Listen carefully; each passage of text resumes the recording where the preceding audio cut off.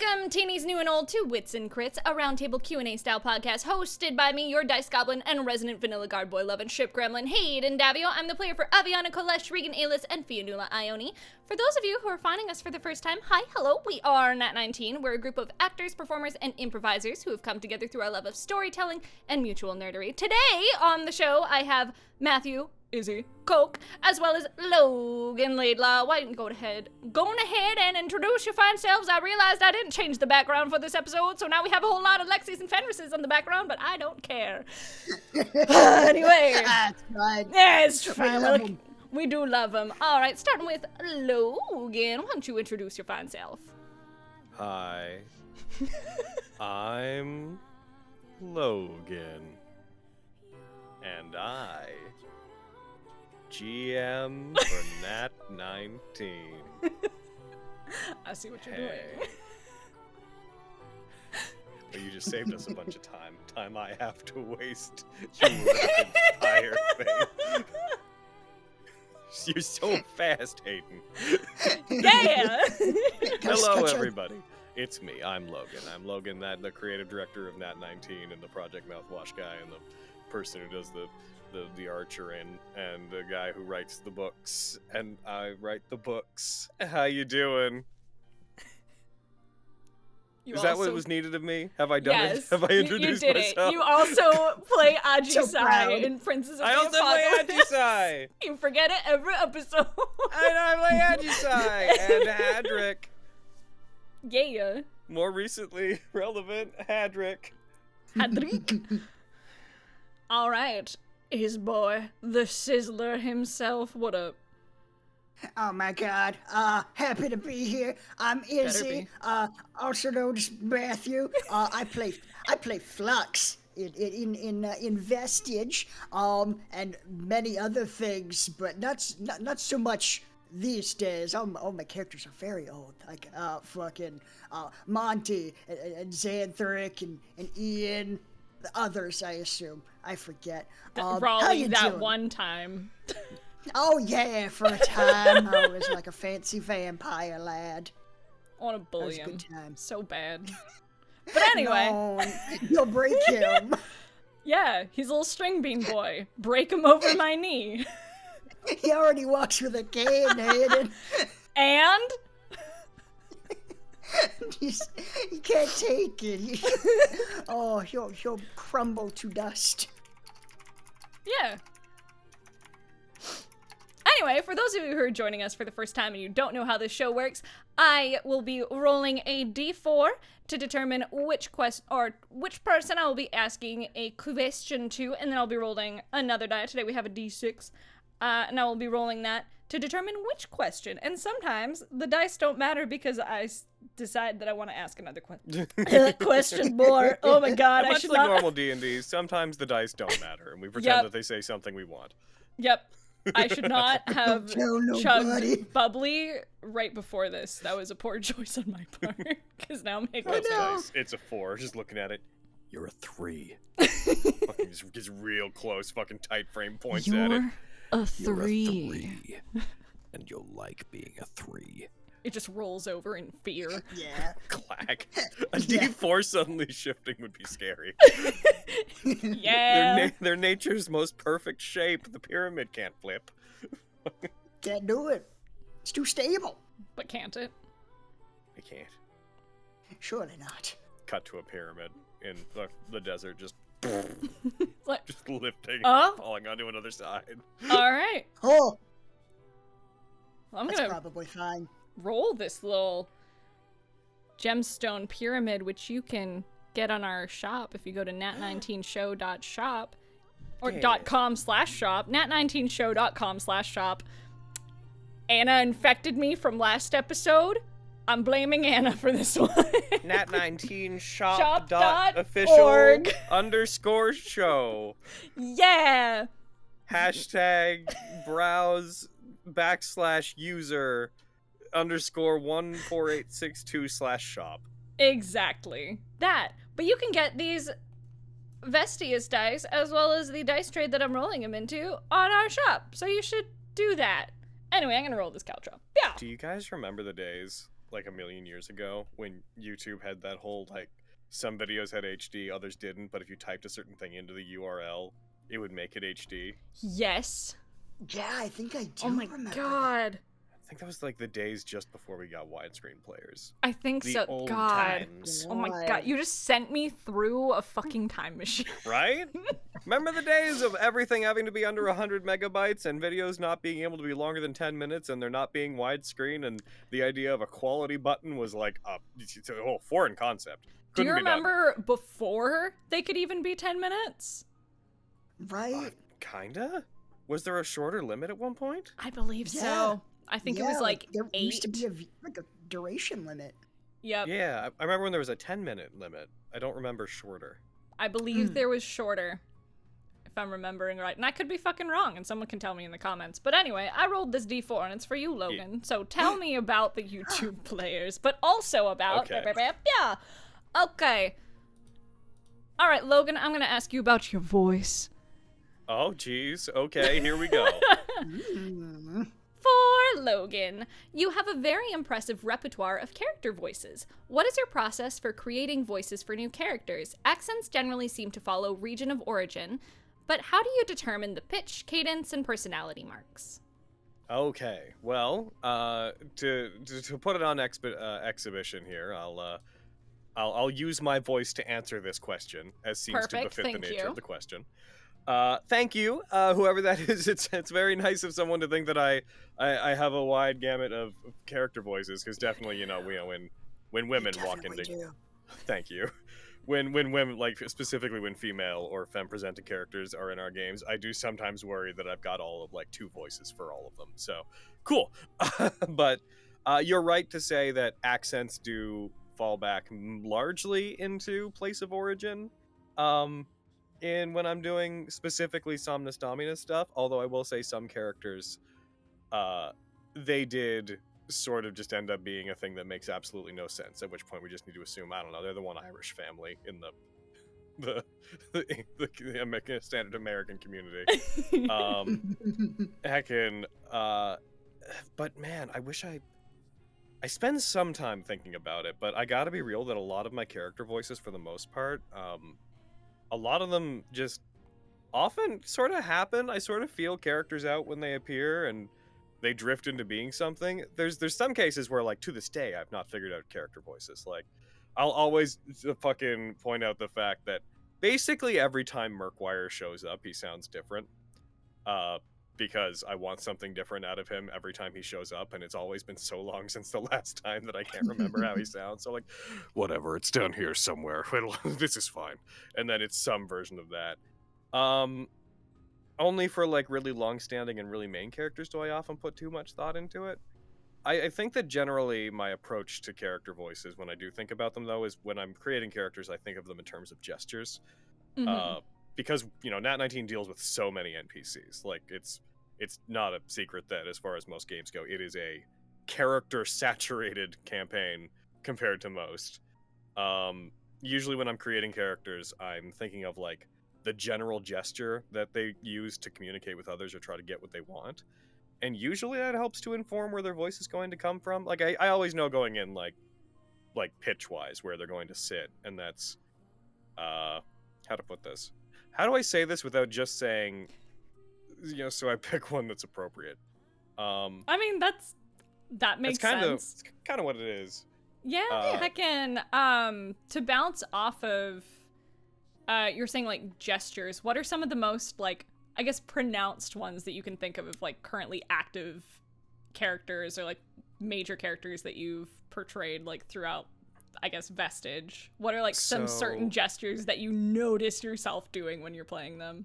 Okay, so, man, this is one of those questions that's, like, so easy to answer when you're not thinking about it. Yep. Argo and Tantia are 2 very good examples. They were, like, 2 of the characters I knew the most specifically what I wanted to do with when they walked in. I think I've talked about before the fact that I consider, like, if this were a show, and the highest standard weren't the main characters, this would be Argo and Tantia's show, and we would follow them. They're the other main characters that are off doing their own thing. I very much came at Argo with, like, this idea that everything that he says, he kind of approaches all situations with just the vibe of, oh yeah, in everything. Like everything he says is a like one eyebrow raised sort of like prod, and that helps to inform a lot of how he communicates and speaks, and that helped to develop his like where he early on sat. Whereas Tantia is very like aggressive, like everything she does is striking at people, even if it's not violent necessarily. Like she's as combative when she speaks and as energetic as she is in combat, and that helped to inform how I want to play her and why she's so incredibly forward all the time. Heckin', what are some other ones? Hirohito was relatively straightforward. Really like Hirohito as an example of like everything he's ever saying is noticeably pulled back. I always wanted to make sure that all of his communications seemed like he was like did not want to be speaking, and that helped to inform a lot of like the tone of the character.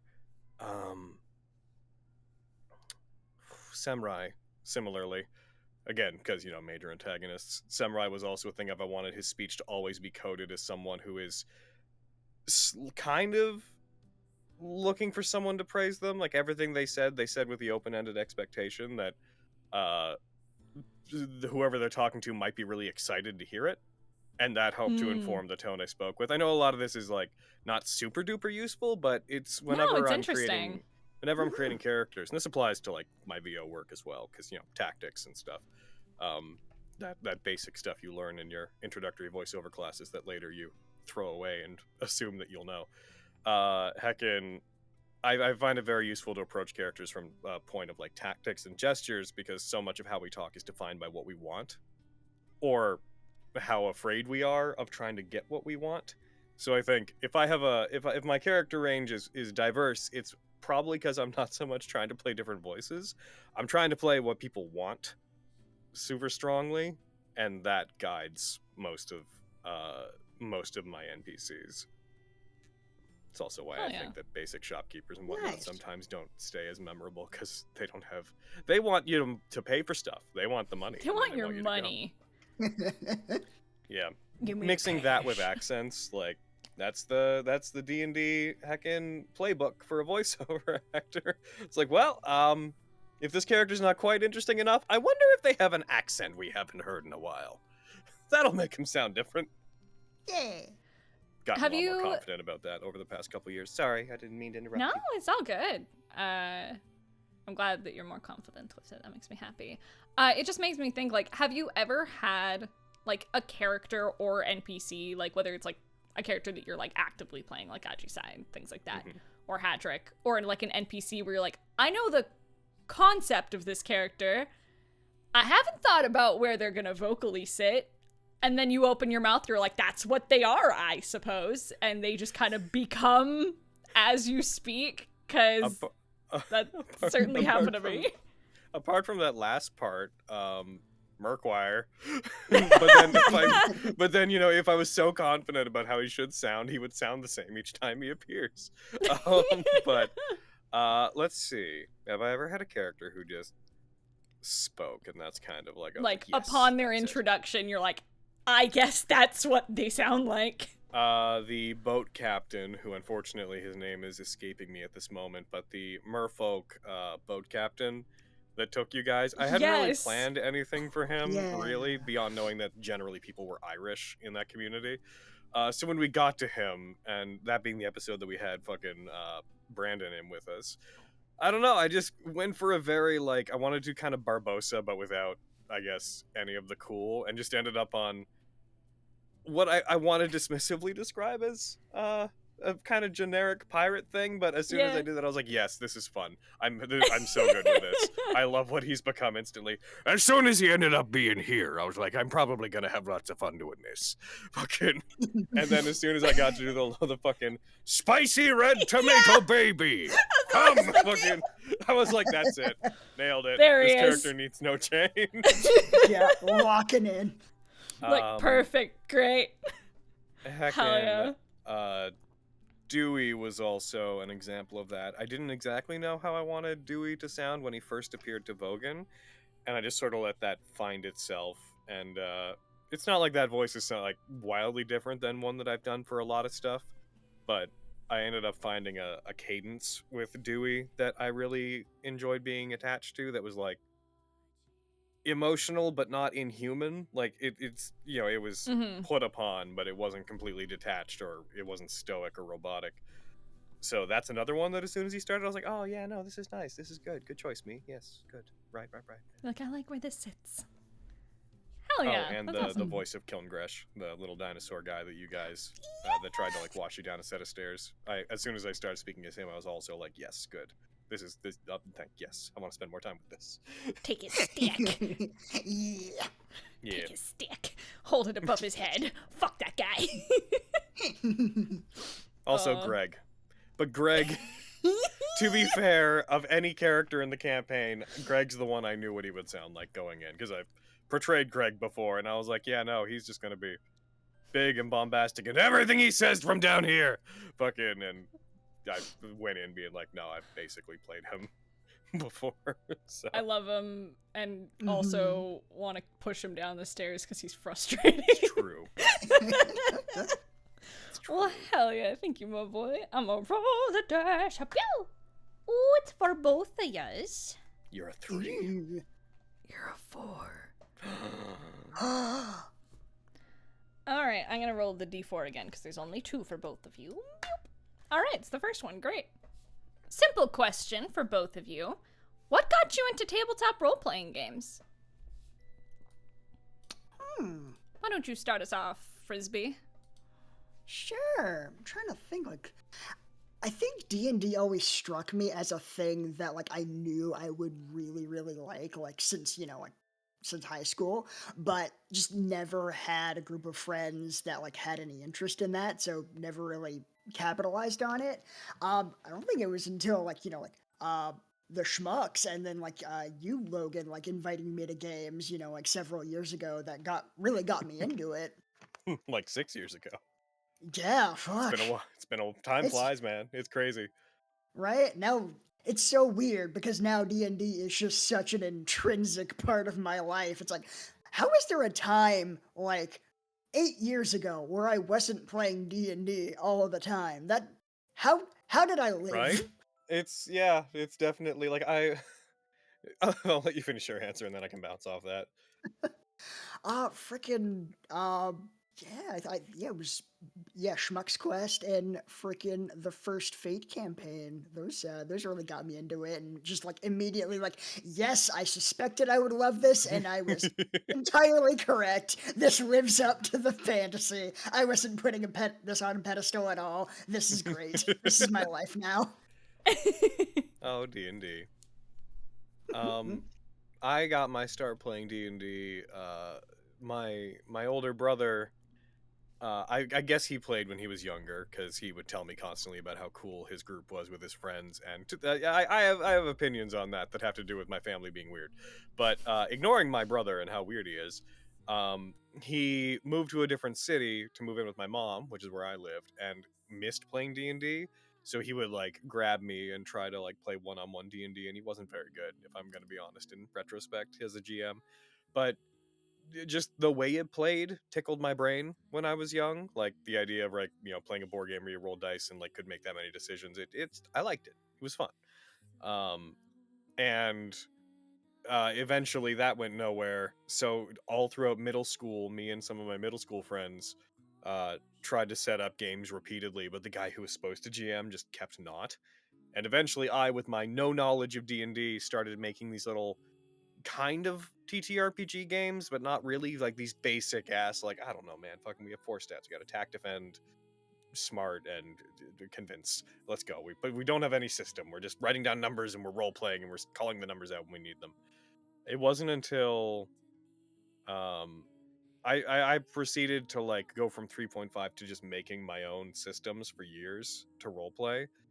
And then, like, honestly, it wasn't really until Solar Shadow that I actually started trying to learn 5e, like D&D properly. That was the first time I was like, okay, I'm going to play it the way it's supposed to be played, not just create, like, functioning facsimiles of D&D.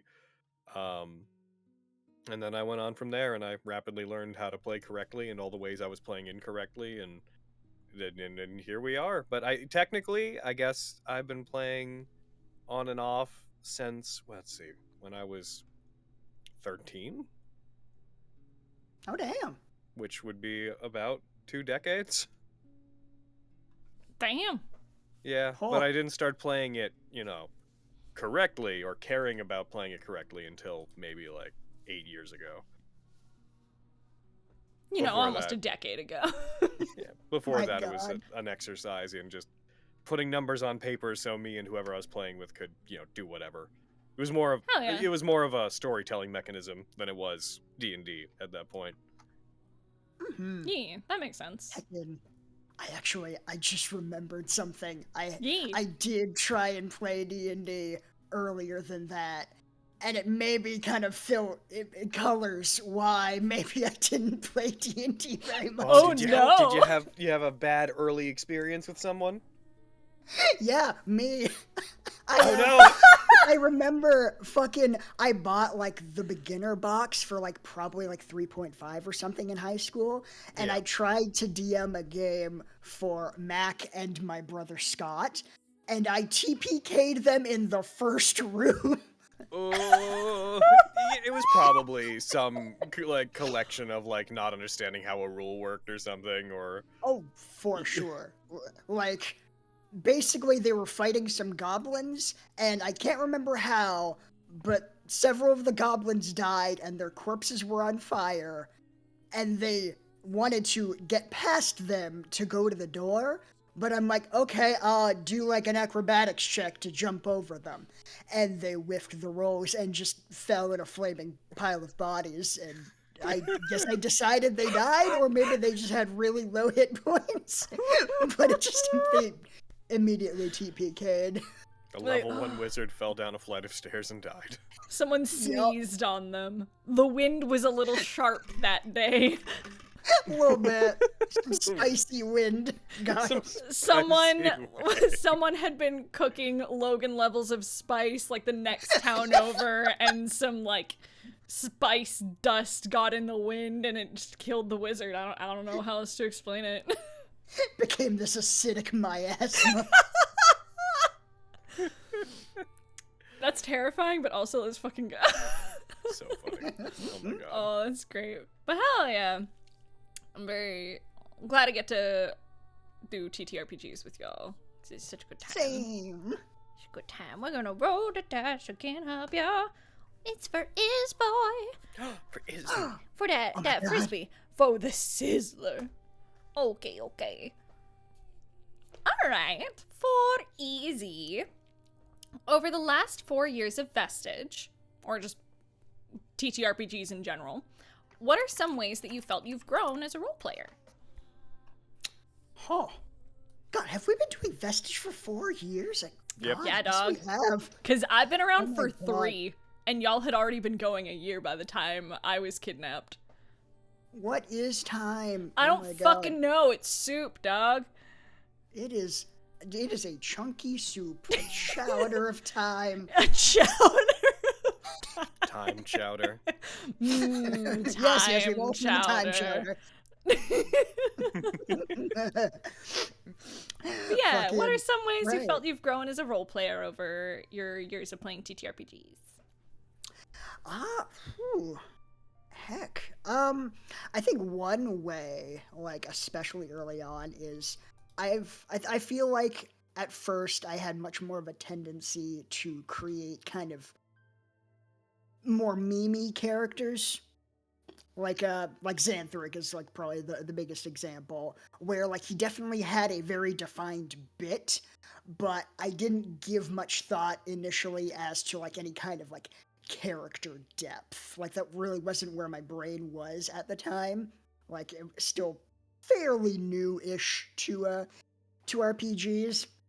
And just over the years, kind of, getting more comfortable with creating characters and playing characters and realizing okay, this is funny for a couple of sessions, but if they're just a joke, the dragons rule the banks and they don't have anything else going on, it's very hard to keep that from just getting annoying or just causing problems for the groups. Like, it can be fun. Like, I think having a defined, like bit for a character can be a good component, but I think that component needs to be a lot smaller than I was kind of doing More at the of beginning. like more having it as like a jumping off point to then have their personality and just life kind of blossom from that. It's like, okay, here's my concept, where can I go from that? Is that sort of what you mean? Yeah, for sure. Yeah, like Xanthric again was just, I didn't really try to give him much of a character until like way later on, and by then, like, a lot of stuff had kind of solidified, so there wasn't a whole lot that could be done realistically, where it's like, why does he suddenly now have like a personality? But yeah, I think I think that's probably a big way that I feel like I've grown over time, where like now I give a ton of thought to just like what do they have going on, like what is their history, what are their hobbies, did they have childhood friends, like what are their aspirations outside of like adventuring, like all that kinds of stuff, just going very like stream of consciousness brain rot, like I want to map out this character's entire life. You've got a conspiracy board in your room, you're like, I figured it out, and there's still room for more. Indeed. What was their childhood crush like? How did that go? Was it an embarrassing situation? Yeah, it must have been. How traumatic do we want to go here? It's like, oh, what scars did that leave them? Does it keep them awake at night? Do they still think about that? Like that one time where they, they tried to talk to them in the hallway and they just like mashed two sentences together, so it just came out as gibberish, and then they just kind of made a high-pitched scream and hid in a locker. They think about that? Like, huh, that's a good starting point. Let's see how we can work with that. Hell yeah. But that's so fun about like growing as like role players and storytellers and things like that, is it's like anything, you build those skills over time, and eventually you will be brain rotting at like 2 a.m. and you're like, oh shit, that's what this character wants out of life, or that's a goal that they might have. Sweet. Absolutely. I'm gonna text my DM at a stupid hour because I'm awake. Absolutely. I'm not saying I did that yesterday at all. Don't worry about it. And like, yeah, like I guess also to add on, like for anyone who's just getting into like RPGs and stuff, like don't like be too hard on yourself if like those are the only kinds of things you can really think of, because like when you're just starting out with D&D, it's a lot of rules, and maybe like inhabiting a character is a super new thing for you, so like just coming up with a bit and remembering half of the rules for combat is like all your brain can hold. Like that's totally fine. You will grow into that and get more comfortable so that a lot of that stuff becomes just more natural, more reflexive, so that you have more mental bandwidth for more like a depth over time. Absolutely. Honestly, I think that I was gonna ask you guys, like, to bounce off, I was gonna be like, what are some pieces of advice, like, since we're on the topic, that you would give to like newer players or newer role players? Heckin', Logan, do you have any, like, to bounce off of that? I might as well make it a thing. Any advice for like newer players or like newer role players to like creating characters and things like that? A lot of it is kind of stuff that Izzy said. It can be very tempting to go into things being like, I have a funny idea. And that's fine. You can have a funny idea. Just be aware that most jokes stop being funny after about 20 minutes. So if you want to keep them around, make sure that their bit isn't the entire thing that they do. I'm also particularly against the idea of being like, how to put this? Of going in being like, I specifically want to mechanically function in this exact way. And I don't mean like having a thing you want to do, because that's fine. I mean like going in and be like, I'm going to build Sora from Kingdom Hearts as my character. And if I can't achieve that, I'm not going to be happy with it. Because that's a trendy thing that a lot of people do in trying to replicate characters. Even if you're trying to replicate like the theme of a character, you should still be aware that the game will take it in directions you don't expect. You're going to find magic items and stuff that are going to make you want to do cool things. So whatever you make when you're making your character, make sure that it's sort of a little bit open-ended, so it's malleable. Yeah. And also, just to give the basic advice that any GM should give people, don't, avoid making characters that look for reasons not to interact. A lot of people are like, I want to make like a cool, fun rogue character who has a jaded past and they don't want to trust people. And that's cool. You can do that. However, if that means your character's going to sit in the corner of a room waiting to be asked questions so they can say they won't answer them, you haven't made a fun character. You've made a character that is difficult to interact with, and so people will not try very hard unless you have a table of people who are so used to role-playing with each other that they know to fight past that, which it takes a long time to get there. It's generally best to make a character that wants things that involve other people, which I guess would be my biggest piece of advice. If you're going to make a new character, it's also part of how I build NPCs in general to make them, kind of weighty. Figure out what you want. Figure out how your character's going about getting it. Make sure their life makes sense for it, so that there's not just like a joke with like a weird general like, I'm going to take over the banking industry, and then they're a sorcerer who has landed with an intelligence of 6. Like, if you're going to have an idea for a character, make sure that they have an idea of how they're going to do what they want. Don't just go in expecting it to fall into place. Yeah. Honestly, I think that's great advice. Giving your character somewhere to go and letting them, like, letting discoveries happen along the way, giving them room to grow as people that you're playing, which is always really fun, because like there have been times playing characters I'm like, I didn't know that. Okay, you're telling me something that you want or have wanted for a long time and weren't. Okay, all right, let's roll with that. And like maybe that's an actor thing, but related to tactics, also don't give your characters motivations that involve not wanting things. I think I've seen a lot of people fall into the trap of like, my motivation is I'm trying to live a happy life after this tragic thing in my past. Well, that's cool.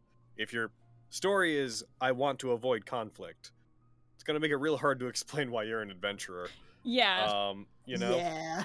So, like, make sure that whatever you're doing with your character, make sure that, like, that's why it's important to have shortcomings, and it's important to have, like, wants and not have a perfectly stable life at the start of a game.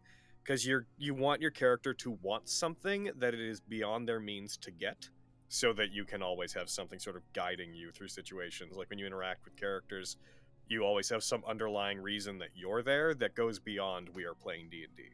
I think that's the key to like connecting to a character, is having some reason to want the thing that goes beyond the idea of just wanting to play D&D so your character is there being a D&D character.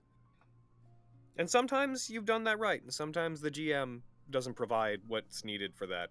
I've seen cases where like tables, they don't really, the GM doesn't provide something to chew on. The world just seems to be working whether or not you're there. So sometimes you'll have made a character right, and that will happen. It's on players to eventually be able to figure out when it's them and when it's the table. Yeah, just make your character want stuff. Hell yeah. Yeah. That's one of my favorite put some thought things. into how they're gonna get it. I guess that's the main thing I'm saying. Make a determinations list for your character. Yeah. It's like, okay, here's the idea, here's the plan. It's great. Even if it's, I need more money right now. It's like, fucking, I want to get revenge on these people that killed my parents and took my estate. And you're like, well, my main goal is to get back and get them, but I'm a little guy with a sword and a cloak to my name. I need to build support so I can go back home and get revenge. But right now, I'm just building support. Like, that's a thing to do. That's active. Hell yeah. I love that. Yeah. Thank you guys. It's wonderful advice. And I just like listening to y'all talk. It's great.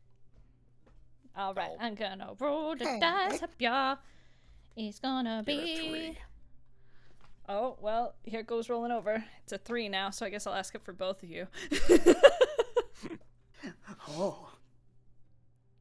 We literally, it's so funny. The question is, so I'm like, I'm gonna skip this one and roll again, because the question is, what are some of your favorite parts of character creation? What are some of your processes for for building well-rounded characters? I'm like, well, we technically just answered that, so I'm gonna roll again. For Logan. Boop. Number 1. I hate that I said it that way, and I just cringed at Number myself. 1. It's the YouTuber act. It's the YouTube fucking top McDonald's 10 list. lettuce. Okay. So, idolic armaments have been seen to react to one another, and on occasion when they break, they can choose to stay with their user if they like them enough. The question is, would it be possible to try to talk one into staying if it seems that they are deciding to leave? If your GM says so. At my table? I mean, it really depends on how you go about doing it, but as per lore, you know, particular situations notwithstanding, because sometimes stuff's dramatic and that's fun enough to break lore. But as per lore, idolic armaments, it's not, so they're not like actually intelligent. They don't actually possess the mind of the idolos. They just have its instincts, if that makes sense. Like they just react to things in the split-second manner that the idolos would. So there's like an imprint of the personality of the idolos in the idolic armament, and how seamlessly the wielder and that imprint of their personality get along is important. Part of it is just pure alignment. Part of it is like, does your alignment partially match up or partially conflict with the alignment of the idolos, and the closer you are to it, the better you'll be with it. But it's not like talking to them should do anything, because it's not like they're listening. They're not alive. Mm-hmm. They don't hear you and respond to it. A lot of it's more, do your actions coincide with A, the way that the creature would act if left to its own devices, B, do they coincide with the mission they were given, because all idolos are given a job to do as an idolos. Does it like jive with what that mission is? Those two things kind of primarily determine whether or not they will remain outside DM fiat. Beyond that, it is, like I said, pretty much purely a thing of like, I don't know, how close is your alignment, and how lucky are you going to be on that roll when it finally breaks. Yeah. I could see a situation where, like, with a particular idolic armament, if a character like sat it down and had like a big old scene out of talking to it, it might influence how compatible they are if it seems like a big enough gesture. But as per lore, they don't care. They're not listening. They can't listen. They're not alive. Oh yeah. Gotcha. Give me just a mo. I just need to pause the recording. I will cut this out. I just need to pause the recording. Big stretch. Big stretch. Logan did a big stretch. Answering the questions. We're back. We're back. So, you were saying that, according to lore, it would not be possible for idolic armaments to be talked into. You can't talk to listening. I just think that's so interesting because they are definitely perceived to be almost like living weapons in a lot of ways. Can you go into, because I'm so fascinated by this, what was kind of the initial idea for idolic armaments and how they function and like how they're created and things like that? Can you, I want to know like what the initial idea and what the creation of idolos and idolic armaments like kind of looked like for you. It's a combination of three things in my brain. Gimme. The first one at its most basic is heckin' the how devil arms work in Devil May Cry was always a cool thing to me. The fact that you progress through the game by when you beat certain big demons and subjugate them, they become weapons. It's just a cool thing to do.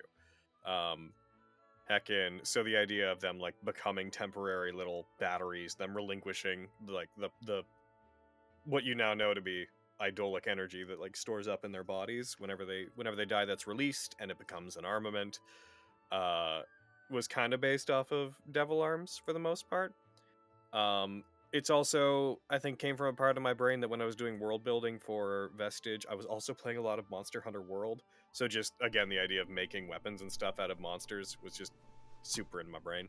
Mm-hmm. But the main thing they're based on are the lost weapons from .hack.gu, the ones that only the 8 avatar users can use, the epitaph users can use, the ones that you go to that like area and use data cores to upgrade them. Yeah. That was actually like having a weapon that represents like a powerful creature like that was actually the primary inspiration for them a long time ago. So those are kind of the 3 things that intercepted to become idolic armaments.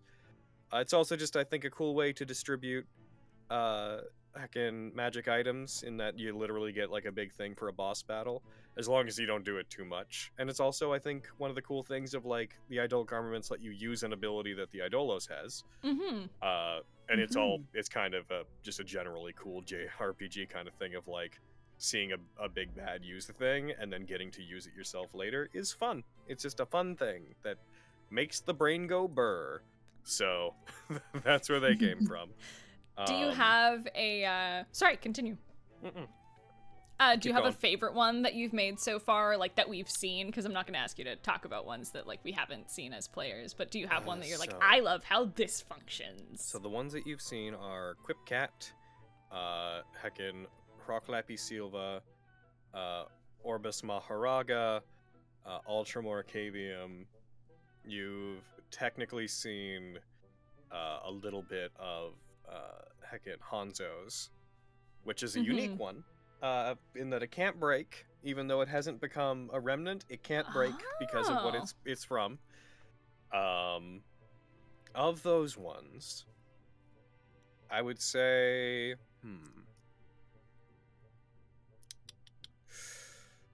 probably Ultramorcavium, but that may also just be bias because as the GM, I got to play with that one. That's fair. No, actually, that's a lie. My favorite one is Gaudium Satanael, which was the ladies, which was the motorcycle. Was the motorcycle. That one is unequivocally my favorite one, just because it is so bonkers stupid. But like, it's so JRPG, you know? Yeah. It's so fun, and also I'm like, I mean, you put the lady on a motorbike. That's hot as hell. It's a motorcycle that is so thoroughly inspired by Final Fantasy VII Advent Children, like to the point that like part of the lady's design is like she's not super based on Cloud Strife, but her and her bike and the cape she has over one arm, even though the cape over one arm does have a meaning in universe, the fact that it's the same like arm that Cloud keeps covered with fucking his like big sleeve is intentional. I knew it fucking reminded me of something. And yeah. I know you and I have talked about it, but for audience sake, if you're willing to share, because I know you talked about it when Marion was getting his new designs and things like that. What does the cape over one arm in universe mean? So it is a cultural reference to Lu Shu, one of the Eidolons, who also features it, which is why Deus Yankovic has it like just built into it, that there's a cape over one arm. It is in general effectively a like statement that you're not really tied to any particular culture. It is this a wild statement that basically is yourself describing yourself as like nomadic, as a wanderer. And it's also kind of a way to point out to people that you're not from wherever you are if you're traveling. It's really hard to make it succinct, but effectively because Lu Shu is like a god of assassins and thieves and rogues and criminals and whatnot, but also in an honorable way, you can kind of imagine it as, imagine in the past there was like a Robin Hood-esque figure who wore it, and everything we would associate with like Robin Hood, like, you know, defying the rich to help the poor, like we would kind of associate the way Robin Hood looks with that. It's kind of the same thing of like people who want to like identify as self-motivated, as not terribly tied to the politics of the land, as wanderers, or who are kind of self-describing themselves as outcasts. They would wear that, wear like a cape over one arm. Argo does the same thing, because Argo doesn't really belong to anywhere. I was gonna say, I'm like, I know you mentioned, at least to me, that Argo has that specifically. I'm like, It's neat. I love little, you know me, I'm a world building lore dork. So I'm like, I love little pieces like that just kind of like flesh out a world and like make it feel lived in, or like give it a history, even in just like small ways. So I'm always curious about those things. So thank you for sharing. Most of the Eidolons have like a fashion element that you can emulate.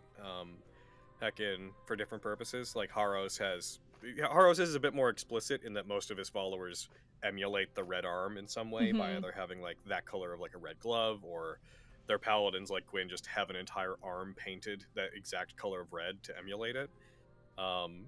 Vestius, typically their followers wear a visor that should block their vision, and that's like associated with the whole forbiddance angle. Like all of them kind of, oh, my voice. No. You're going through puberty all again. of them have some stuff that they follow. All of them have some stuff that they follow, but the Lucia one is like, when you boil it down to it, it's basically a person being like, I play by my own rules. Yeah. That's so cool. I love that. That gets my brain burning on so many things, and I love it. I can be from anywhere. Is that why, and you can say you're not going to answer me on this, but I'm going to ask anyway. Is that why, because you mentioned Vestius, is that why the Valkyrie alias, am I thinking of the right one, has the whole little helmet shit going on? Or is that a whole other thing that you're not going to tell me about? All of the Valkyries have pretty distinct looks to them. You guys only saw 3 of them, but like you could see that apart from generally having like silver and gold armor, they all pretty much have their own look. Alias's isn't because of any Eidolon or anything. Alias, she's just quiet and intense and hides her face because that's just how Alias is. She's just a little gothic thing that I can't really go super into, but she's just a little quiet, intense weirdo among the Valkyries who is just a lot. She's very how can I put this? She's very watch intense. Out for the quiet ones among the Valkyries. It's always the quiet ones. Yep. And she's scary, dude. Like, she's... Oh, yeah. I love it. I'm glad that came across. No. I was like, oh, I like it because she's cool, but also... I'm scared, dog. But hell yeah, I was curious. Her mask is very, very loosely based on heckin' Riku's mask. Fucking, where is it? What is it? It's not Riku, sorry. Very loosely based on the... Is it Riku? No, not Riku. The fucking... the Birth by Sleep outfit. Vanitas. Thank you. It's very loosely based on Vanitas's helmet. I knew what you were getting at. I was like, it's there. It's in my face. Yeah, I was thinking of it because he's got like the same like body that like controlled Riku has in Kingdom Hearts, so I mixed them up. Yeah, it's like it's the fit, but it's actually like a mirror of Sora, and his mask is like a mirror, so it reflects he's like a reflection of the darkness within. It's a whole thing. He was fucking, because he was the part of him is in the heart of Sora. Yeah. So the part of him that reflects him looks like an evil Sora, even though Sora's not the one that he's reflecting, and he looks like Riku's gonna eventually look because he's part because of Kingdom Hearts. Because everyone's in everyone's heart. And everyone is Xehanort. Yeah, and everyone is Xehanort. So anyways, Alias is Xehanort, and that's ultimately I why fucking knew it. Yeah. Fucking called it. God damn it. We've been playing a Kingdom Hearts game this whole fucking time, haven't we, Logan? God damn it. I want to drop something like that on someone sometime. I eventually want to run a campaign where I'm like, okay, I'm not going to tell you guys what the theme of the campaign is. And like just drop you guys in and be like, okay, you're making like, we're doing Dungeon Crawl Classic style. Like you don't have levels or anything at the start. And then just, I don't know, fucking while you're playing, invisible monsters are wrecking things. You're like, what's going on? And it turns out like 3 sessions in, we're doing a Bleach game. And those are hollows, or like fucking shadow monsters attack. And I describe them as only shadow monsters. And just eventually I'm like, we're doing a Kingdom Hearts thing. And I didn't tell you. I want to do that so bad someday. That would be so good. And see how long I can keep the players guessing about what we're doing. You know what I mean? Yeah, you know what I'm gonna do? I'm gonna think too hard about it, and then the simplest answer I'm gonna think about, I'm gonna do what I did with fucking Mary Mist. I'm gonna be like, that would make sense. No, but that makes too much sense. No, that couldn't be. And then I'll do what I did and I'll talk myself out of it. And then that was the fucking answer. And then we're doing fucking Kingdom Hearts and I'll be pissed. Yep. Can't wait though. I guess go. it wouldn't be. I guess it wouldn't be everyone is Xehanort. It'd be everyone is Velis. I suppose. Yep. Oops, all Velis. Velis is our Nort. He's our Xehanort. Yep. When he was young, he sent himself forward in time so that he could prepare for older his defeat. And he hides in the hearts of others. Fucking sure, man.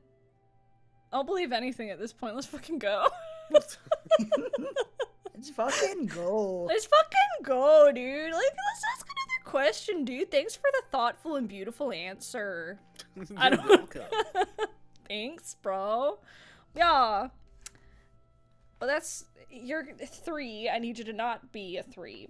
Yeah. You're a 3. All right. Well, it's a fucking odd number, so we'll ask Izzy because it really wants to be a 3. Oh no. Number 2. Sorry, Izzy. The dice like me. For the Frizz boy, what are some of your thoughts about Flux going into space? And how is he personally handling the idea of leaving the planet again, but this time without his friends? Oh, elaborate. Indeed. Yeah, I think he voiced several of his thoughts in game, where just the idea of like a basically uncharted new frontier is scientifically the most interesting thing in the world to him. It's like it's absolutely very tempting, but it was definitely it was ripping his heart out a little bit. It's like, this is a thing that I really, really want, but also these people are like my family now. They taught me how to be a person, and in a way, like, they taught me how to want things, but now I want these 2 things, and it hurts. Aw, buddy. Mm-hmm. But yeah, ultimately, he decided that he wanted to go into space because it was just too tempting not to. It's too fucking cool, man. Right? Like, if somebody offered me the chance to go to space, be like, fuck, yes, please. That's what I've wanted since I was but a child, but a wee baby. I want to see the planets. Like, what am I gonna say? No? Am I a fucking idiot? Let's go! That's insanity! But yeah, like he is super interesting. Like, his mind boggles with all of the things he could research, or like all the things he might discover. Like, they might find the Star Elves and learn about like what they've been up to for what, like thousands of years? Like Astral elves. I was gonna say, I'm like, aren't they astral elves? Sorry, again, my noisily closes book. My apologies, Mr. DM-sama. Star Elf sounds fucking cool, though. Yeah, I'm remembering something from fucking Suiende. My mistake. Freaking, yeah, the Astral Elves, like, they've been gone for, was it like thousands of years? Yeah, whenever, at least thousands. When, you know, the apocalypse that wiped out the old world, i.e. the Grand Primaries, when that happened, the Astral Elves were just sort of like, okay, so rather than, you know, be wiped out, we're just gonna leave. We're already in space. We're just not coming back to the planet. Have fun, everybody. Yeah, we're just gonna leave you with this. We got other planets we can attend to. Good luck, everybody else. They are also, as a result, fun fact, one of the only surviving, like, vestiges of the culture of the old world, which at one point was the Forgotten Realms and now is license, fucking attributed to nothing, the old world. They are the only culture that survived it because they took off before their culture could be wiped out. Right? Like, just like the vast stores of like history that they have at their disposal. It's like, it's not just the opportunity to find out about their culture, but like, the ancient history of fucking, of like Retia and like Samdastamina as a whole. Like, there's so many things. Yeah. That's so cool. Oh, It's one of those where I'm like, I, even just as a player, like, you know when you, like, watch stuff or, like, shows and things like that, and you're like, I'm just happy for this character because that's a cool thing for them. That's how I feel, like, for Flux, both, like, in and out of character. I'm just like, I hate him. I'm just like, he deserves this. He deserves to go fucking see, go to the stars, go explore with, like, his people and learn more about, like, that side of himself and just go be and learn and do the things that he loves to do. I'm just like so excited for like what he gets to do in the future. And I'm like, that's so cool. That's so fucking cool. And also that means I get more lore and I get to do my little happy little scribbles in my fucking notebooks and be like, hey, learning more things about this fucking world that I like. So, it's purely selfish, obviously. Not happy for you. bringing the rest of the universe into the lore. Yes, give me the Laidlaw. Maybe someday we'll do stuff. Maybe someday we'll do something with space. Who knows? Who knows? I mean, technically we already did, but like, But like that's more. that's like local more, space. like more expansive space shit. We gotta go out and find the Tarask planet.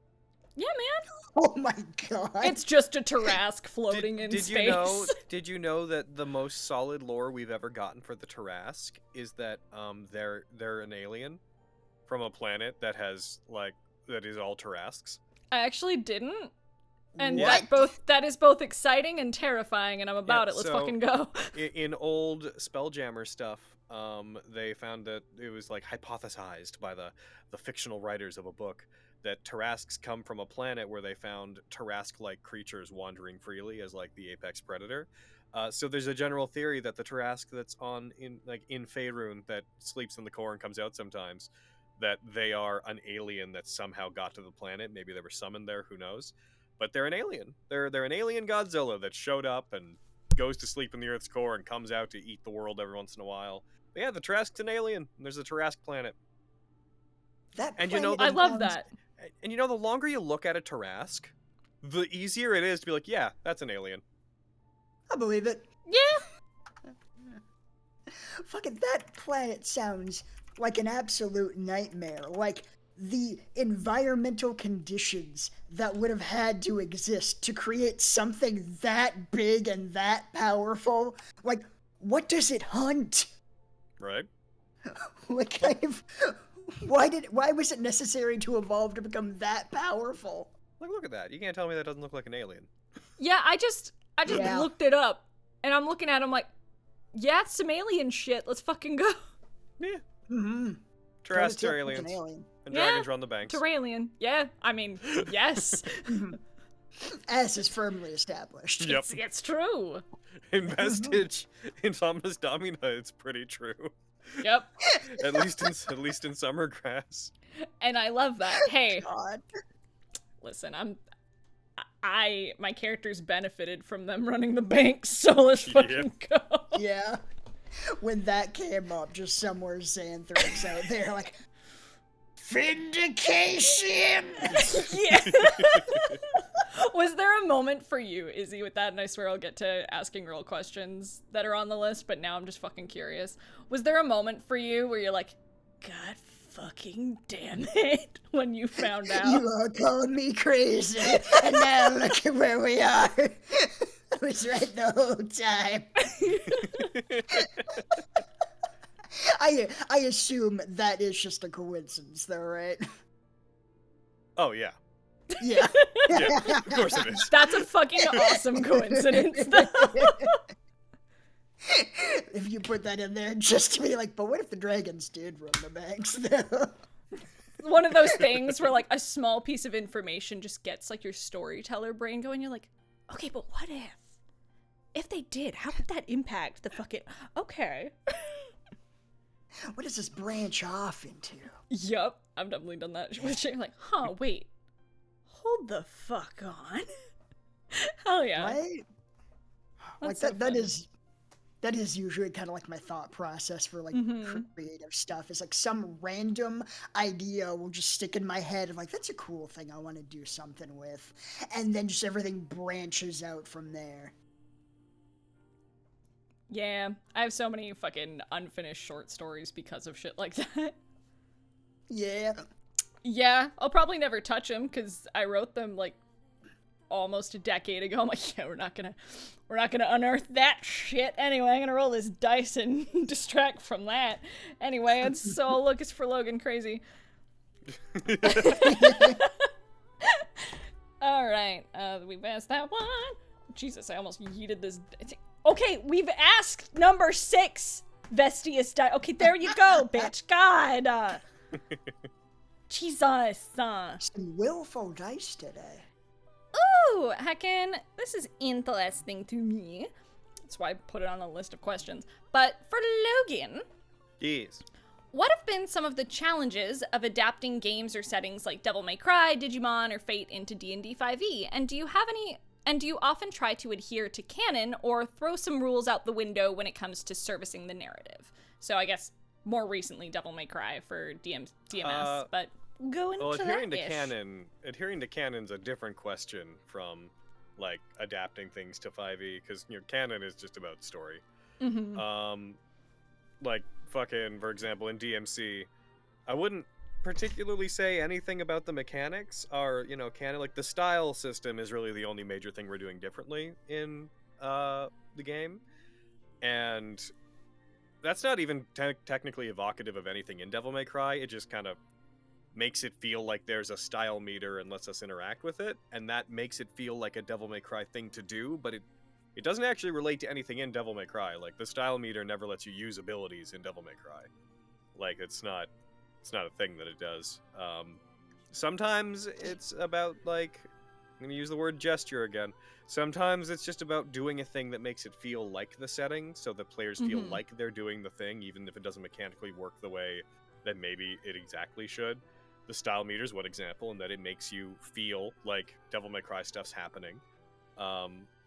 In Digimon, I actually ended up revising the system afterwards, because I intended to continue it, but I made a large chunk of basically a rule book for playing Digimon in 5e that was a lot more refined than the version that we did on the stream.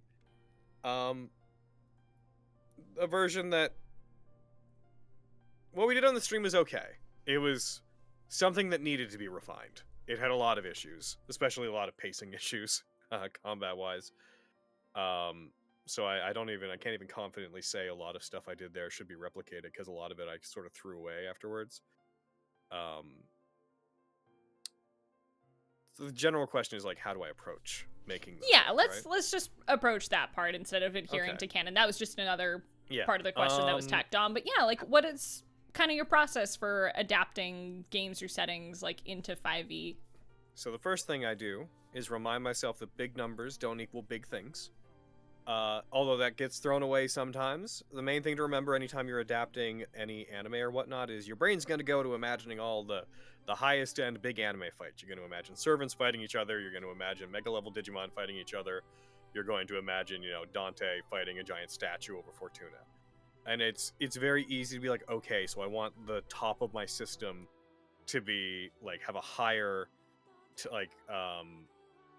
ceiling to it than normal 5e does, because you're like, I want to be able to feel like we're doing those big things. And I always have to remind myself, no, that's not. Yes, we're going to be dealing with some big numbers, but they don't have to be super big. Like in Fate, for the most part, it's just perception. It's like how servants fight and whatnot that matters. They don't all need to have like 30 in everything, which if they were like lore accurate, they would, but they shouldn't, because then there's no game underneath. The second major part, after reminding myself to keep the numbers not huge, is trying to imagine in any given setting, like, what is the draw to trying to run a game in this setting? Like, if you're going to run a Digimon game, what are the things that you want to do that are going to make you feel like you're having fun with it? Like, what's mechanically the stuff that makes you want to do Digimon? And really, it's, digivolving in different ways and having different versions of, like, you haven't seen it, Hayden. I want to show it to you big time, but Izzy, you remember Tamers? The whole card slash thing was, like, a huge part of it. You kind of always want to have something like that. Like, you want to have, for your Tamer, a modular, like, I put something in my Digivice, and it does a thing to affect my partner. That's, like, a thing that you vaguely want, which is why we had boosters and stuff. In that game, because that evokes the feeling of Digimon, even if it's not something that a specific season had done before. And you want to have, like, digivolving mechanics, which I refined a lot afterwards and wouldn't use the same ones we used before. And in Devil May Cry, it's like I evoke that by, like, the thing you want is a lot of cool weapons, because DMC is about devil arms in the combat. So you want a lot of cool weapons, and then the style system makes sure that there is a resource to always use to play with them.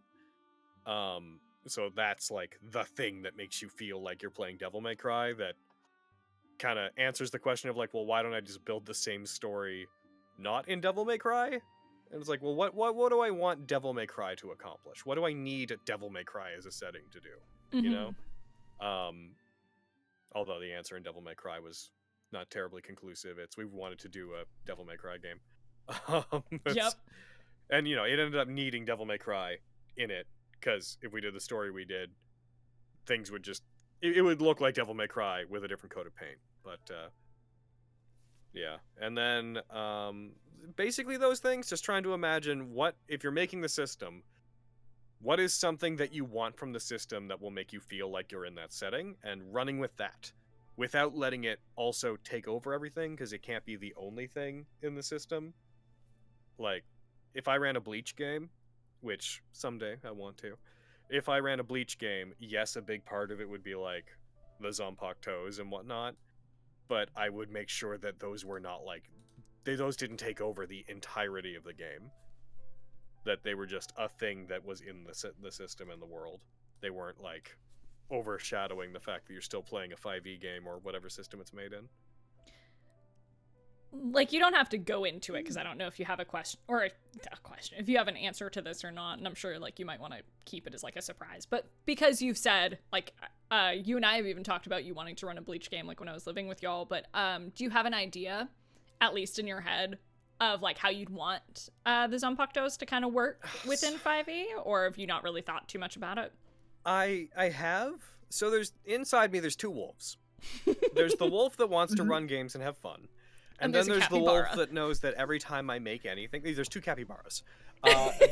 And fucking the second capybara is the one that knows that anytime I make anything these days, people generally want me to release it in some capacity, and I get that. And also, having a product able to be released and understood by the public also means it was probably a good product. Like, homebrew is okay, but it's like, how to put this? Homebrew that only works when you're constantly changing it on the fly is not good homebrew. It might be fun at your table, but if you have a system that you can release freely and not have to be there to constantly correct it, then you've built something well. And that's kind of what I aim to do. But for Zanpakuto, I do have an idea of how I want them to work. But the problem is that to make them properly, you'd basically have to, as a GM, be like, okay, I'm going to hand tailor every single one of them to every character that has one, because that's how they work. So my impulse is to want to have them in a system where, like, the guidelines to making them are kind of clear and easy to understand, even if you're not me.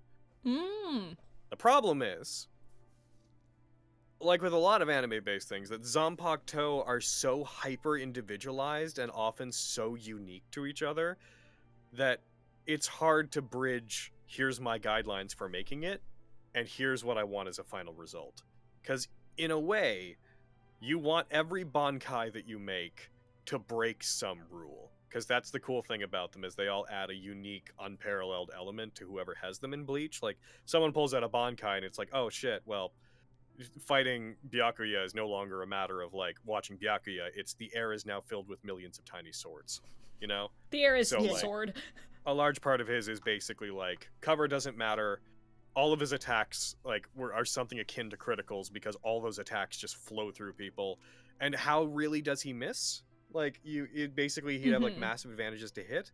But if you try to copy that full end result into 5e, all you kind of end up with is a thing that's like, oh, cool, so this is just overpoweringly damaging. There's no way to play against or with this. It just is an absolute thing.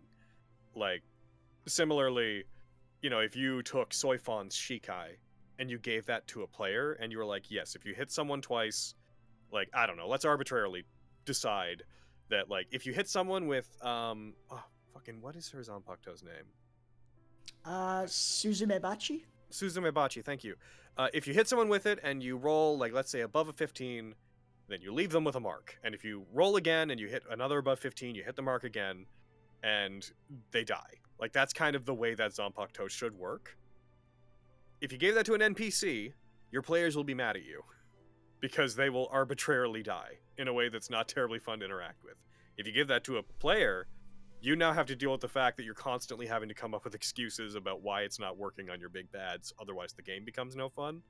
So, like, yeah, you have to skirt the line between what feels like Bleach, what's gonna feel like you have those unique, cool weapons, but also works as a game.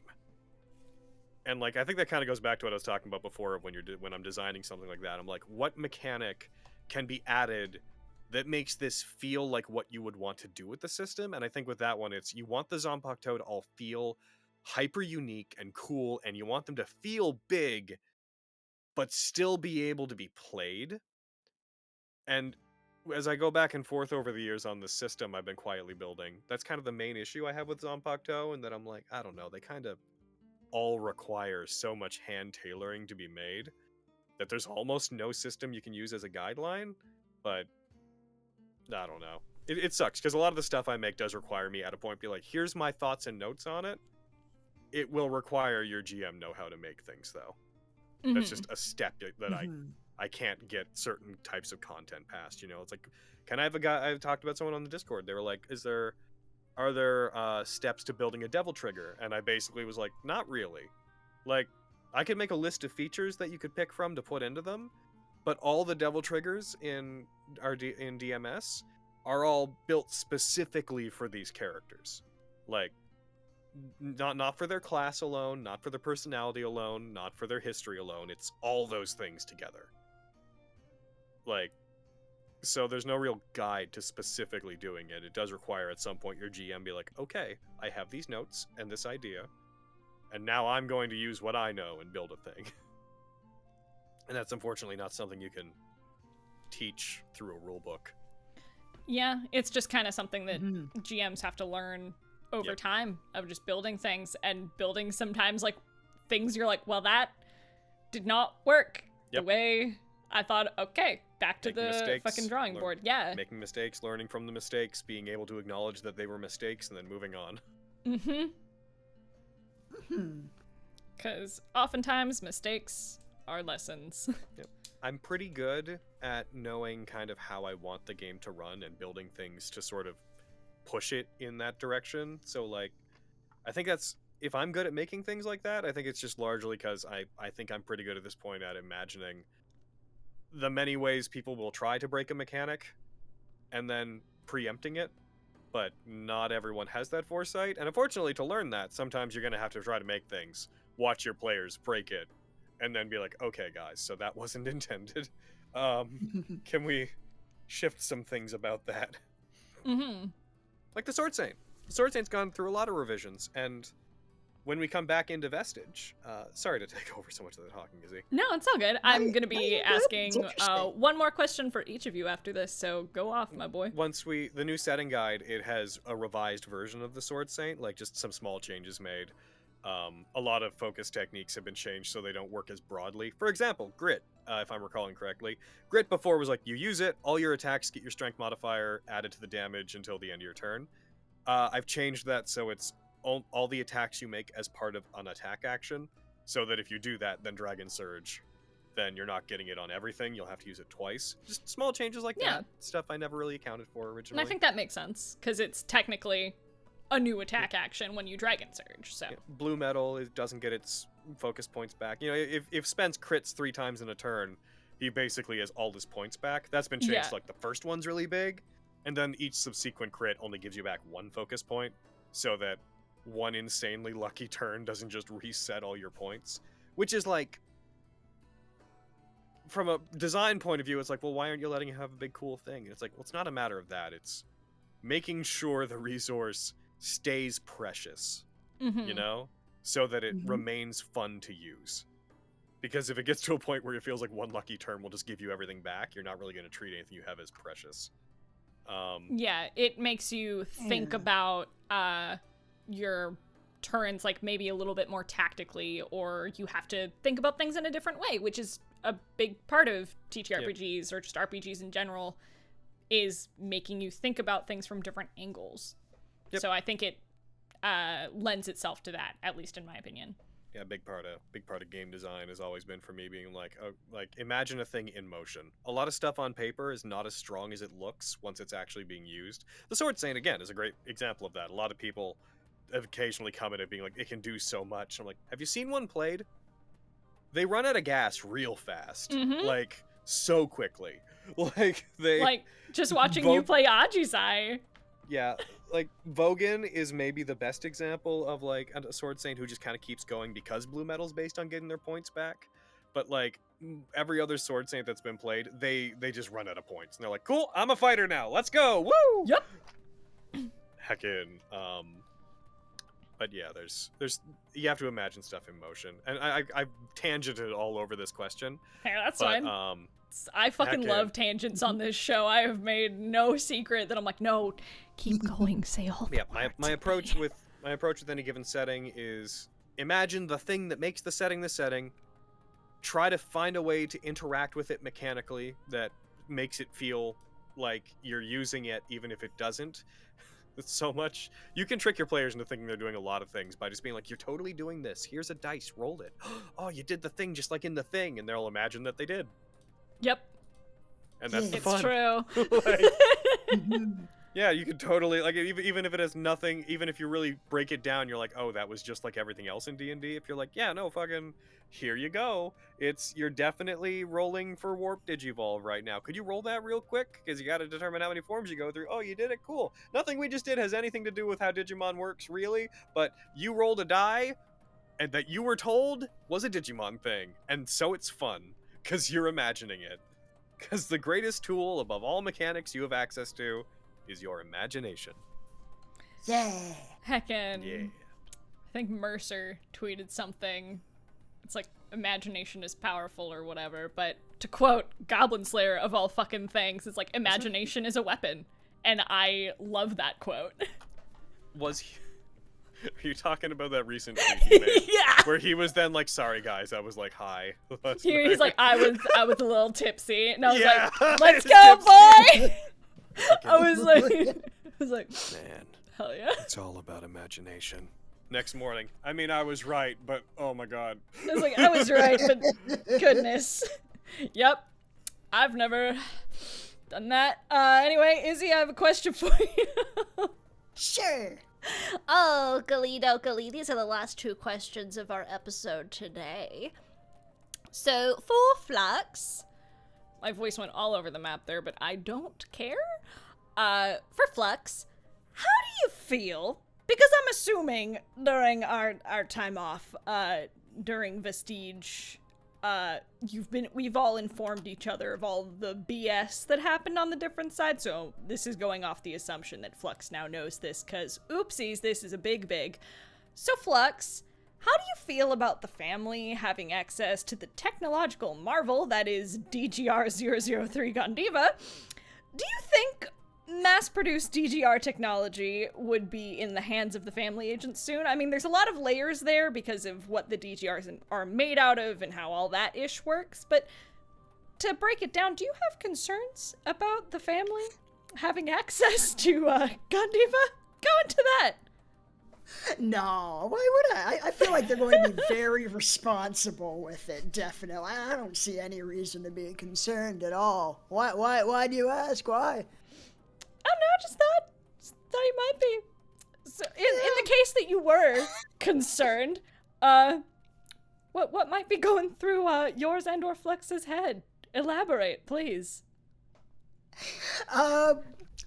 mostly derivatives of, wait, what? Why? No, fuck.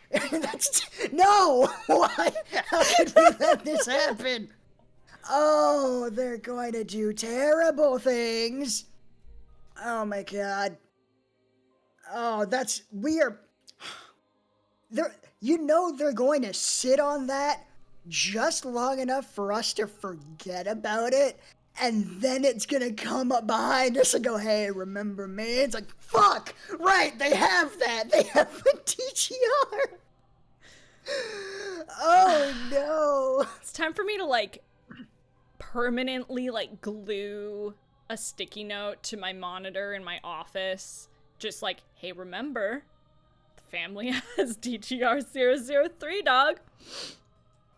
Just remember that. But yeah, how might Flux be feeling about that? About them having a DGR? Because there's a lot of implications there for Flux just as a being, because that's part of, like, his people's history. That's a big part of, you know, just his history. And also that it, like, add to that, one of the top people in the family took it to the principal. So that's a whole lot going on there. There's a lot of implications and what it could be used for. Yeah, like, there's definitely the very obvious, like, practical concerns of, like, oh no, the friggin' fantasy mafia now has access to a hyper-advanced artillery platform that the rest of the world really has no practical means of defending against on, like, a realistic scale. So that's just bad for obvious reasons. But yeah, and then there is also the emotional, you know, feelings of, like, yeah, I don't like that such an evil organization has such a big piece of our history, because I know they're going to pervert it. Like, when that eventually resurfaces, they're going to do terrible things with it. And then they're going to associate the DGRs with some unspeakable tragedy. And that is going to just absolutely taint the fucking memory and history of their culture and their people. So yeah, it's bad. It's a lot of bad. Yeah. But he does understand, like, yeah, you had to make a decision in the moment, and it's a tough call. Can't really judge whether it was right or wrong. And there really was no easy choice in that moment. It's like, lives or lives was kind of the choice there. It's like, what scale are we working on here? There was no easy choice for Lexi there, and I'm like, oh, that's rough, buddy. Yeah, the calculus involved was quite complex, and there was no, oh, here's the answer where everyone's happy and the bad guys don't get anything. Yeah, and they were also, like, so there was, like, no way they could have, like, won a fight. Like, I'm not gonna say no way. It would have been by the skin of their teeth if they had won a fight in that situation. But, like, a fight there with how messed up everybody was and how low on everything they were. They were tapped out. They were tapped after fighting Diane and all that ish. So it's like, I don't think they could have won a fight there, but, you know, I could be wrong. Maybe they could have. I'm doubtful, though. The odds would not have been in their favor. The odds were not in their favor. No. Fucking Neil Patrick Harris. God damn it. God May damn the it, odds be Neil. forever out of your favor. Yeah, kinda.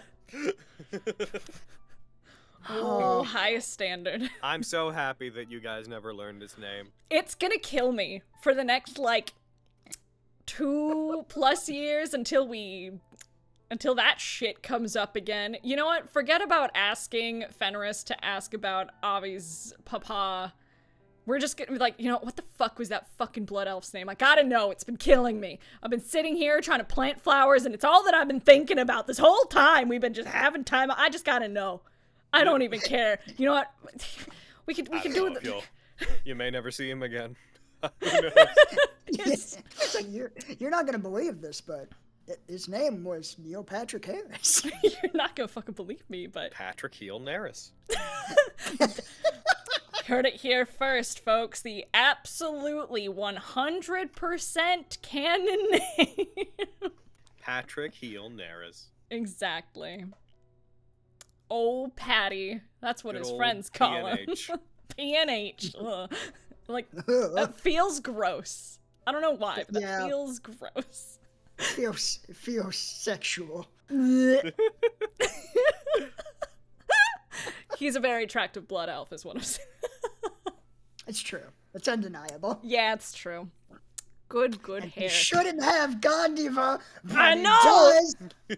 And he's given it to the principal, and the only times we've heard anyone talk about the principal, they talk about them like they're fucking Cthulhu, like they're some elder god of unknowable intent, and that's not a great sign. Yeah.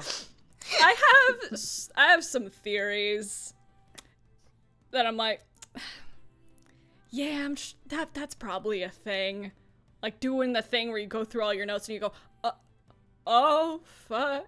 So I'm just gonna stew on that until we get back to Vestige and just let that brew in my little brain hole. I also have theories. I'm sure you do.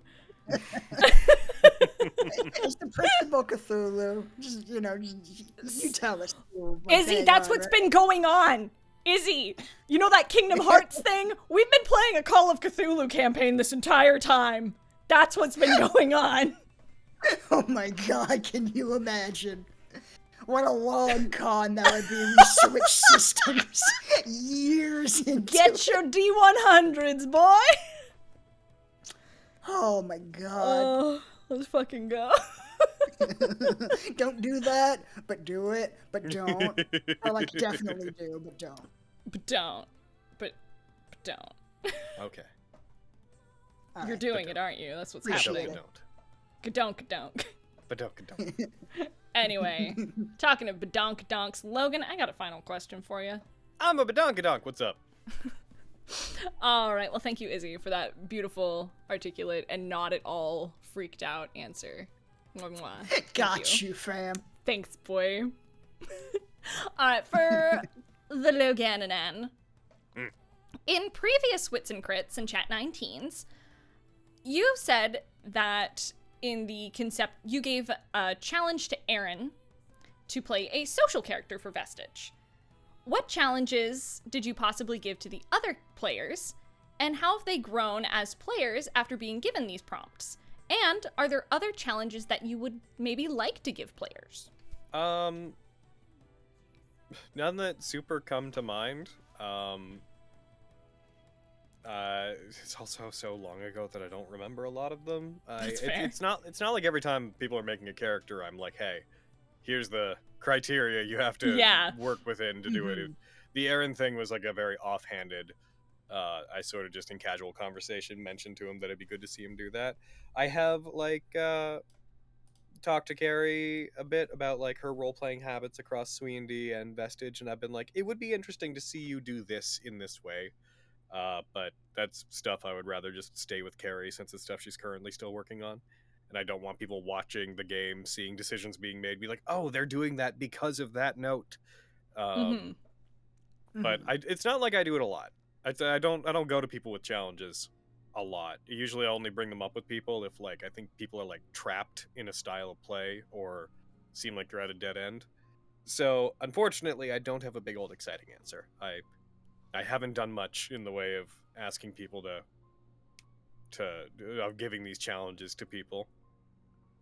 Yeah, I think that's totally fair. I just think I do find it like interesting, and I think not so much just giving people challenges, but like having those conversations. Like as a table or just within like fellow players or DM to player. I think it's interesting talking about people's like roleplay habits. Like on previous episodes, we've talked about patterns. Like I think Aaron and I talked about it on our most recent episode, is like patterns that we have as players and certain habits that we fall into that like we'd like to break, or certain like character personality types that we fall into, and how hearing from other people, it's like, hey, I want to see you do something not that.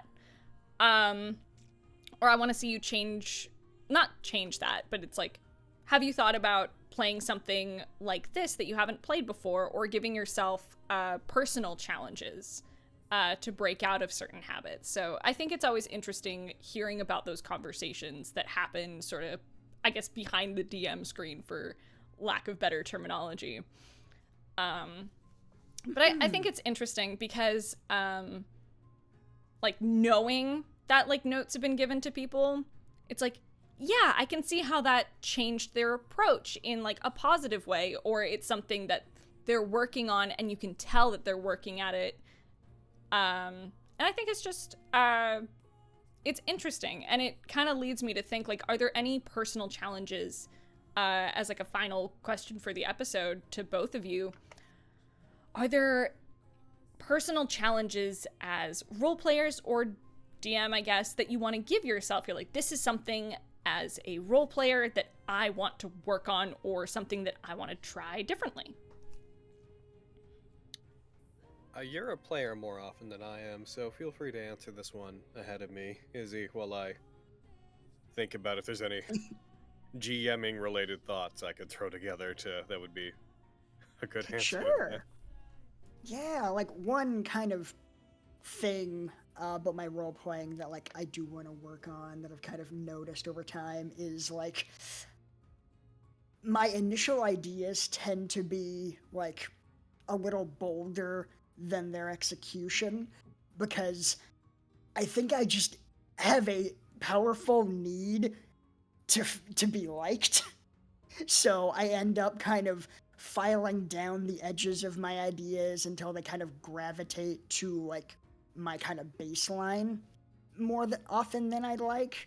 Like, there's nothing inherently wrong with playing, like a quiet nerdy boy, but like when all of my characters gradually gravitate toward that, it's like, I don't know, that's not very interesting, and like I don't want to feel like I'm being held back by kind of,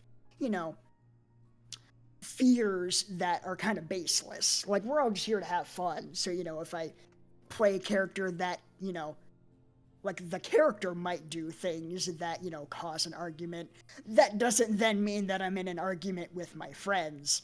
But my brain doesn't always separate those things, and just feel a lot of anxiety, and I wanna move past that, because I want to play so many different kinds of characters without like fear that it's gonna turn into some kind of real world thing, because I have enough faith in myself to know that I'm not gonna do anything so stupid that it would cause an actual argument. And like I super understand that. Playing confrontational characters is fucking scary. Right? It's very scary, but it's so hard. It's when you kind of find the rhythm with it, it's really rewarding. And I think that's awesome. Like, hearing that you're like, this is something, like, I love hearing it's like, I've noticed this about myself, and these are the patterns that I fall into, and I really want to work at it. And that's why, like, when you have arguments in D&D, Brayden and I talk about it all the time, is like Avi and fucking Fenris arguing throughout Honokuni and kind of being at each other's throats, and like how us as friends were texting like basically the entirety of Honokuni, doing constant check-ins, like, we good, cool, are we both feeling okay about that, do I need to pull back, like, how are we doing? And I think having I like to think, at least in my experience, our table is pretty good about that. It's like, hey, we good? Like, if we have like an in-character like confrontation or arguments, like, we good? Cool, great. Do I need adjust anything? Yes, no?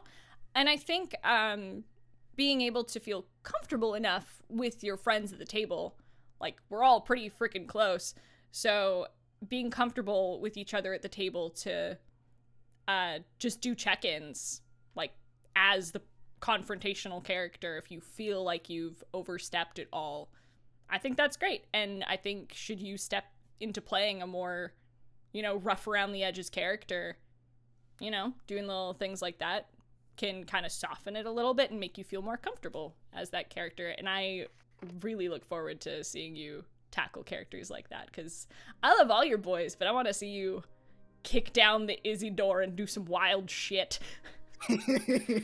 Right? I want to be a wild man. I want to do some crazy stuff. I want to fight. I want to argue with you in D&D so bad, Izzy. Oh my god. I crave it. That'll be like my graduation to a higher level. It's like when I can argue and not feel stressed out about it in game. I can get there. I can do it. I believe in you. You got it. Preach. I want to GM more Insomnus Domina in situations where the party is not as tied to the politics of NPCs as has happened. I think that's between the Glass Crown and a lot of the stuff in the Cauldron. The thing that I want to work on is having some of the upcoming adventures not be so tied to what's politically happening with NPCs.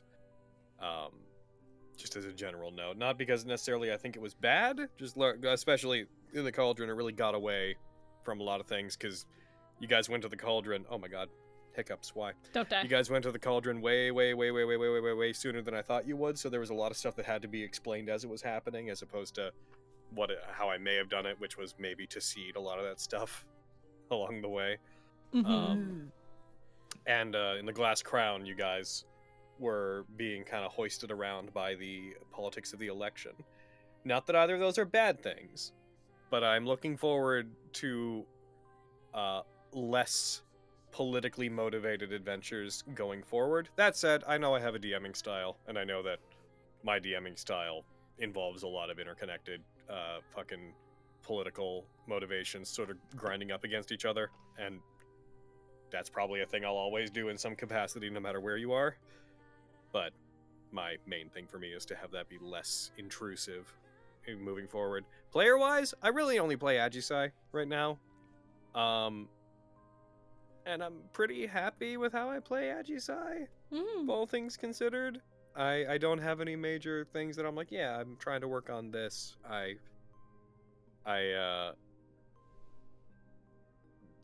If there's things I should work on and other people think them, then I invite them to make me aware of them. But unfortunately, there's just in the situation Agisai's in, I haven't thought of anything to really push the boundaries of. Yeah. Hell yeah. I think it's... Yeah. Like, I like asking questions like that because I like making people think about themselves and how they approach things. It's just fun to me. I do think the gears turning. I do think if I make another character for another game where I'm a player, I do want to play someone that's a bit more, not quiet, but far less forward-facing, and I want to play someone who has a more educational twist to them, like someone who's a bit more bookish. Not necessarily nerdy, but I want to play someone who's like a stuffy wizard archetype. Largely because one bad habit I have is when I'm in parties that are made up of people who don't seem to be able to point themselves at things or do anything, or like commit to quests, I usually become the person who finds a way to be like, hey guys, here's our list of things to do. We should pick one of them instead of sitting around talking about them. Yeah. And I hope I don't always have to be that, because I often find that there's a little bit of me intrudes into my characters when that happens, because it's a little bit my brain being like, hey guys, what if we played D&D? Wouldn't that be fun? Instead of sitting around talking about how dangerous werewolves are for 2 sessions, what if we went and got them? What if we just fought them? But Let's go get him. yeah, everything's scary and dangerous. That's kind of what we're doing. That's what we're here to do. Kind of a given. But I want to fight that impulse more with future characters and leave it more to other people to push things forward.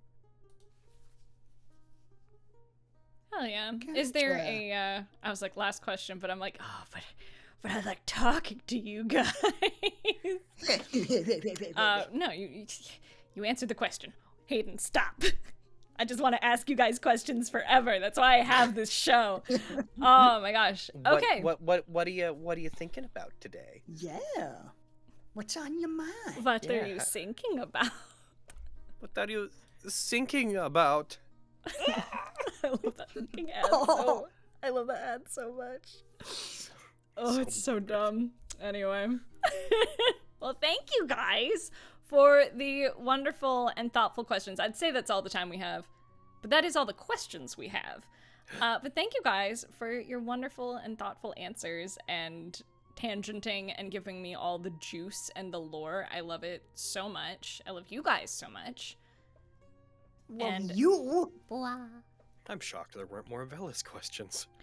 There weren't. Oh, yeah. You want to? There was one, and it was, is Velis in love with Vogan? And I didn't think. Yeah, I was like, I think you know, questioner. Hi, you. I don't remember who asked it because I'm not looking at my sheet. I think you know the answer to the question when you typed it out. I'm pretty sure you said it's a joke question, which is why it didn't make it in. But hey, I will probably ask you some Velis questions come next rotation, especially because I am pairing you with Aaron next time. So that's gonna be fun. Ooh. Yeah. Ooh. So thank you guys so much for listening. How about you guys go ahead and promote your fine selves, and then I'll tell the people where to find us. Oh, shit. Go ahead, Izboy. Oh, no. Yeah.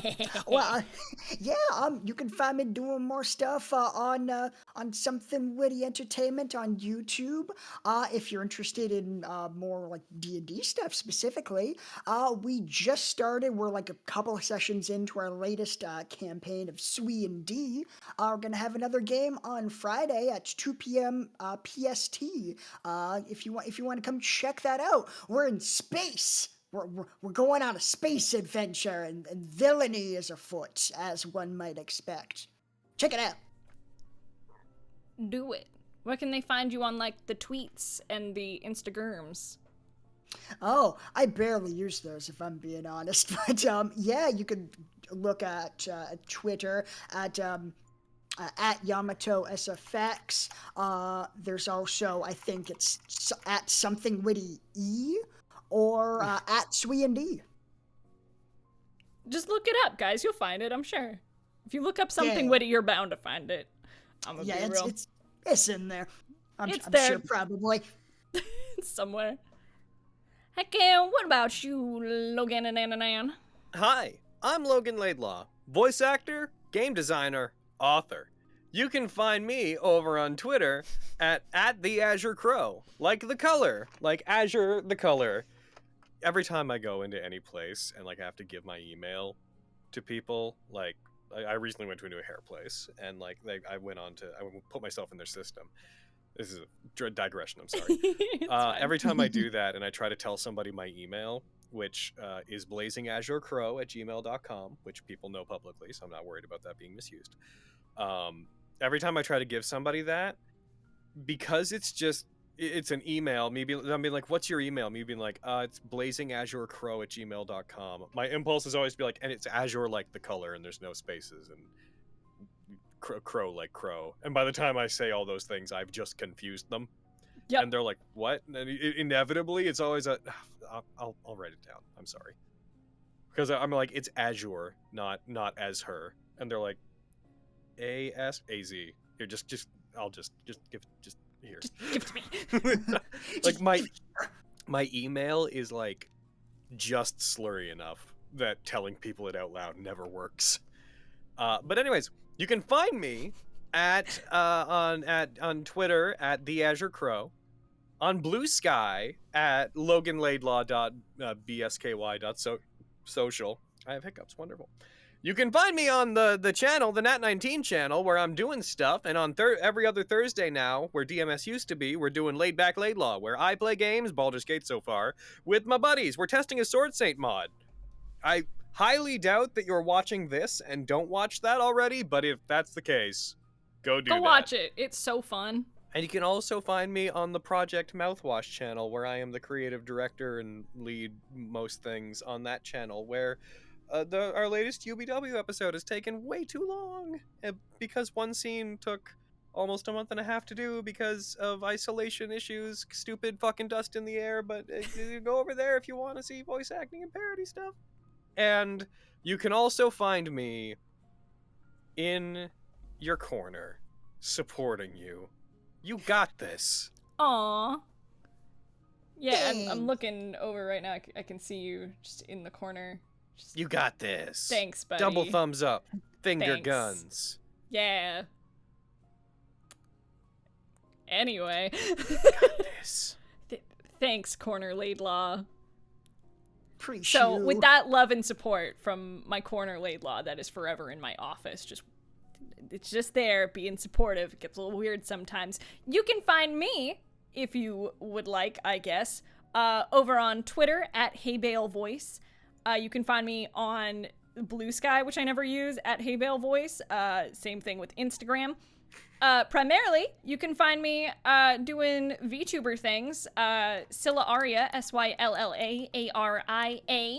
I'm on TikTok, I'm on Instagram, I'm on Twitter, mostly posting memes, and streaming on Twitch at the same handle as well. Higgity heckin', all of my TikToks and clips are edited by our wonderful Eric here on Nat19. He's wonderful. I always say it every episode, he's the backbone of that brand because that is the only way the clips get made and or posted. So, if you want more of that, go follow me in all those places. It's a good time. We're a bunch of memers and weirdos, and we're gonna be actually coming back to doing stuff soon, thank the gods. So, if you want more Nat19, though, because why wouldn't you? Obviously. Remember, you can tune in Monday through Wednesday for gaming streams with the cast. Monday, we have Cutie Cult, which is Aaron Robert Parnell, Spencer Downs, and Carrie Johnston. On Tuesdays, we have the Cool Kids, which is Izzy, the Frizz Boy, the Sizzler. We have Eric, as well as Cody, for Cool Kids. For Wednesdays, alternating with Wits and Crits and Chaos Crew. For Chaos Crew, it is myself and Braden Alexander. And then, obviously, this whole thing that we're doing right now. This little box that I have y'all in. This little witty, critty box. I don't know, man.